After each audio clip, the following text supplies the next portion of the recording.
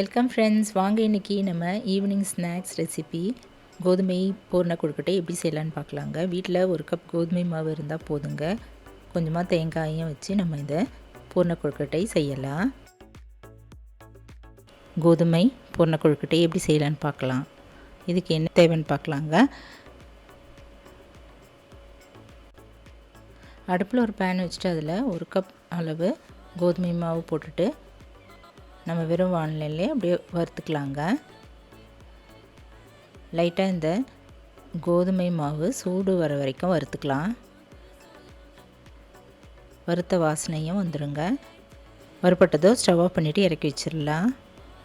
இது பூரணத்துக்கே நம்ம ஒரு மூடி அளவு தேங்காய் இது போல் திருவி எடுத்து வச்சுக்கலாங்க. ஒரு 6-7 ஸ்பூன் அளவு வெல்லம் இல்லைன்னா நாட்டு சர்க்கரை எடுத்துக்கலாம். நான் ப்ரௌன் சுகரை எடுத்துட்டேங்க. அரை மூடி தேங்காய்க்கு 6-7 ஸ்பூன் அளவு சர்க்கரை நாட்டு சர்க்கரை எடுத்துக்கலாம். இப்போ இந்த நாட்டு சர்க்கரையும் இது கூட அப்படியே சேர்த்து நம்ம கலந்துக்கலாம். இந்த தேங்காயோடு சேர்த்துட்டு மிக்ஸ் பண்ணிக்கலாங்க. நான் இதில் வேறு எதுவுமே சேர்க்கலைங்க. விருப்பப்பட்ட அதில் ஏலக்காய் தூள் கூட ஆட் பண்ணிக்கலாம். இப்போ ஒரு நம்ம பேசின் ஒன்று எடுத்துகிட்டு அதில் இந்த வறுத்து வச்சுருந்த கோதுமை மாவு போட்டுட்டு ஒரு ஸ்பூன் அளவு எண்ணெய் ஊற்றி லைட்டாக இப்படி பிசைஞ்சிடலாங்க. இப்போ விதன்னு சுடு தண்ணி நம்ம சுட வச்சு எடுத்துக்கலாங்க.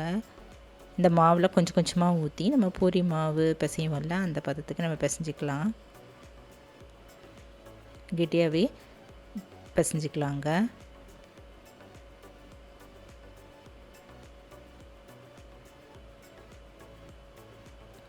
தண்ணி வந்து லைட் சூடாக இருந்தால் போதும், ரொம்ப கொதிக்கணும்னு அவசியம் இல்லை. இப்போ நல்லா இதெல்லாம் அழுத்தி நல்லா பிசைஞ்சிட்டு கடைசியாக கொஞ்சம் எண்ணெய் ஊற்றி கூட நல்லா பிசைஞ்சிட்டு நம்ம எடுத்து வச்சுக்கலாங்க.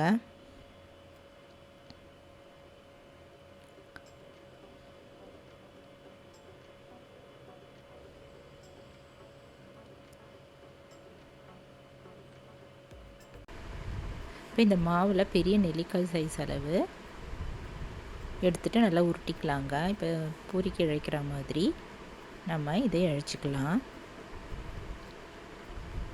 கட்டியில் எப்படி கொஞ்சம் திக்காகவே இழைச்சிக்கலாங்க. இப்போ நம்ம சோமாஸ் பண்ணுற அச்சு இல்லைனா வந்து பூர்ண கொழுக்கட்டைக்கு நம்ம அச்சு வச்சுருந்துருப்போம்ல அந்த அச்சு எடுத்துகிட்டு நல்லா கழுவிட்டு இது போல் எண்ணெய் தடவிக்கலாங்க. எல்லா பக்கமும் நம்ம எண்ணெய் தடவிக்கலாம். தடவிட்டு இந்த இழைச்சி வச்சுருந்த இந்த மாவு இது மேலே அப்படியே வச்சிடலாம்.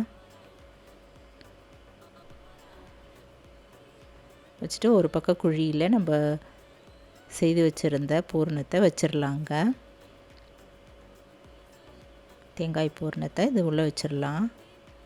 2-3 ஸ்பூன் அளவு வச்சுட்டு க்ளோஸ் பண்ணிடலாங்க.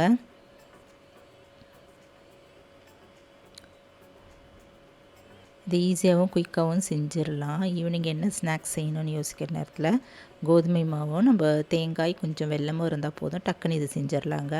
இதுக்கு எண்ணெய் கூட தேவையில்லை. இப்போ நல்லா இதை ப்ரெஸ் பண்ணிவிட்டு இப்படி ஓரம் வெளியில் இருக்கிற அந்த மாவெல்லாம் அழுத்தி நம்ம எடுத்துடலாங்க. எக்ஸ்ட்ரா மாவெல்லாம் வழித்து எடுத்துட்டு கொழுக்கட்டையை நம்ம தயார் பண்ணிக்கலாம். இப்போது சூப்பரான கோதுமை பூர்ண கொழுக்கட்டை நம்ம தயார் பண்ணி வச்சுக்கலாங்க. இது போல் எல்லா மாவையும் நம்ம ரெடி பண்ணி வச்சுக்கலாம்.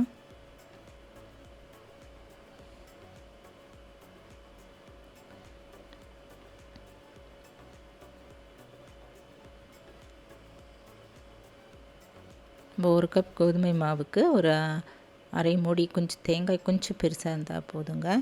அரை மூடி தேங்காய் திருவிட்டு இதில் வெல்லமும் கலந்து நம்ம ரெடி பண்ணி சீக்கிரமாகவும் குயிக்காகவும் செஞ்சிடலாங்க.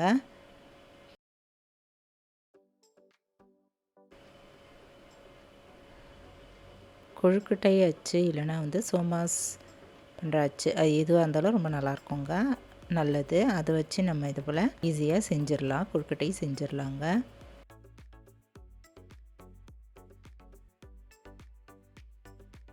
பிரிஞ்சிருந்தால் நம்ம கையில் இது போல் ஒட்டிக்கலாம். இப்போ இது போல் எல்லா கொழுக்கட்டையும் நம்ம பூர்ண கொழுக்கட்டையெல்லாம் செய்து தயார் பண்ணி வச்சுட்டேங்க. அடுப்பில் ஒரு இட்லி பானை அடியில் தண்ணி வச்சுட்டு தண்ணி கொதிக்க ஆரம்பித்தோம் மேலே நம்ம இடியாப்பு தட்டு இருக்குல்ல அது வச்சுட்டு எல்லா கொழுக்கட்டையும் வச்சிடலாம். வச்சுட்டு மூடி வச்சிடலாங்க. மீடியம் ஃப்ளேம்லேயே அடுப்பு எரியட்டுங்க. 10 நிமிஷம் கரெக்டாக வேகட்டும். 10 நிமிஷம் கழித்து பார்க்கலாங்க.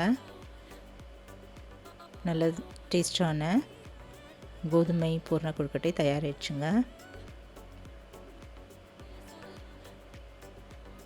நம்ம இறக்கி வச்சுட்டு நல்லா ஆற வச்சுட்டு நம்ம கொடுக்கலாம்.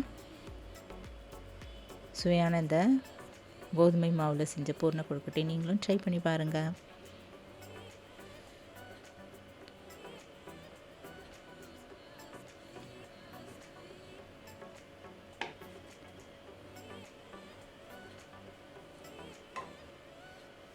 நல்லா சாஃப்டாகவும் இருந்ததுங்க. சின்ன பசங்க பெரியவங்களுக்கு எல்லாருக்குமே செய்து கொடுக்கலாம். அருமையான இந்த வீட் கொழுக்கட்டை நீங்களும் வீட்டில் ட்ரை பண்ணி பார்த்துட்டு எப்படி இருக்குன்னு சொல்லுங்கள். இந்த வீடியோ பிடிச்சதுன்னா என்னுடைய சேனலான குக்கிங் வித் சித்ரா அன்பு சேனலை சப்ஸ்கிரைப் பண்ணிக்கோங்க. தேங்க்ஸ் ஃபார் வாட்சிங். நம்ம அடுத்த வீடியோவில் பார்க்கலாம். நன்றி, வணக்கம்.